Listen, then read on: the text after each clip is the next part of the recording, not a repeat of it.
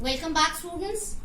As we know, in our previous video, we discussed about the strange situation of Belgium where people faced so many problems just because of the distribution on the basis of language. Now, in the second video, beta, we have to discuss about the various problems which were faced by the people of Sri Lanka just because of the distribution of population on the basis of language. As the people of Belgium, they faced different problems. Similarly, the people of Sri Lanka who were belonging to the minority section, they also faced plenty of problems. So here also we have to start with the distribution of population on the basis of language. So let's start with the first point. 74% people spoke Sinhala language. Students, what happened in Sri Lanka? 74% people were there who spoke Sinhala language.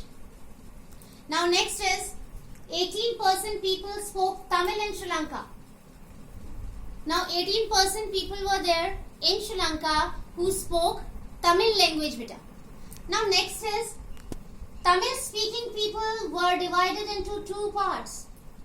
Native Tamils and second is Indian Tamils. Now students, this is very important for you to understand the division of Tamil speaking people.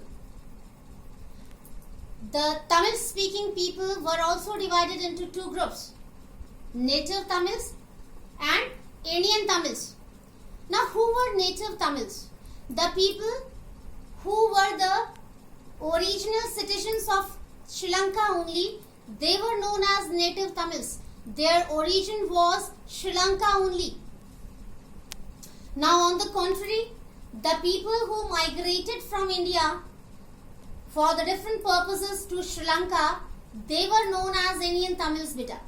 They went there for getting job. They went there for plantation work.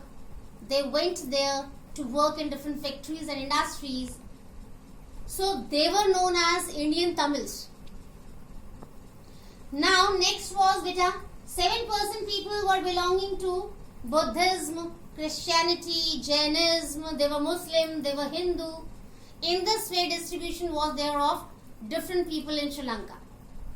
Now after getting the percentage of the people on the basis of language beta, you can understand who were the part of majority and who were the part of minority. So Sinhala speaking people, they were in majority, they were powerful. They had the responsibility to lead the government. They were enjoying so many facilities in comparison of Tamil speaking people. Now 18% people spoke Tamil beta.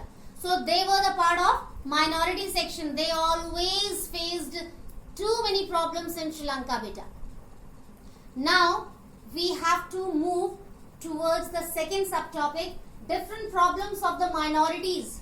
The people who lived in Sri Lanka and who were belonging to minority section beta. Now we have to discuss about their problems. And problems are totally similar to the problems which were faced by the people of Belgium beta. Okay, so let's start with the first point. Tamil speaking people were treated as minority. The people who were speaking Tamil language, they were facing the problem of discrimination. They were facing the problem after becoming the part of minority section. The Sinhala speaking people did not treat them properly beta.